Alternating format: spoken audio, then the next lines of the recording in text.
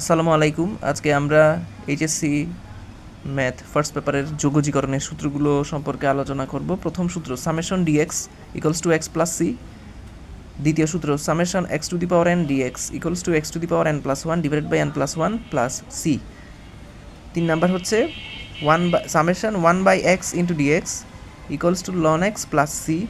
4 number সূত্র summation e x dx equals to e x plus C.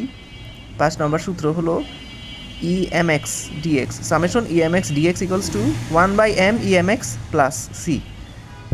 6 নম্বর সূত্র হচ্ছে sin x summation sin x dx সমান minus cos x plus c। আমি আবার একটু দেখাচ্ছি। প্রথমে দ্বিতীয় সূত্রটা আমি আবার বলি, summation x to the power n dx equals to x to the power n plus 1 divided by n plus 1 into c। আবার 3 নাম্বার যেটা ছিল 1 by x dx equals to ln x plus c। 5 number যে সূত্রটা এটা ছিল summation EMX dx equal to 1 by m EMX plus c। অর্থাৎ এখানে যেটা হচ্ছে সেটা হলো পাওয়ারটা কি হয়ে যায়, ভাগ হয়ে যায়। পাওয়ার যেটা ছিল সেটা নিচে নেমে যায়, মানে ভাগ হয়ে যায়। তারপর আমি হচ্ছে পরের ফর্মুলাতে যাচ্ছি। 7 নাম্বার যে ফর্মুলা সেটা হচ্ছে গিয়ে summation cos x dx equals to sin x plus c। 8 number formula হচ্ছে summation sec x dx equal to 10x plus c।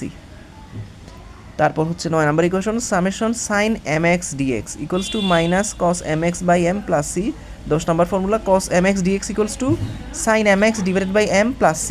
11 number formula হচ্ছে sec square x dx equals two 10x plus c। তো আজকের আলোচনা এতটুকু থাকলো। ভিডিওটা ভালো লেগে থাকলে আমার চ্যানেলটা সাবস্ক্রাইব করবেন।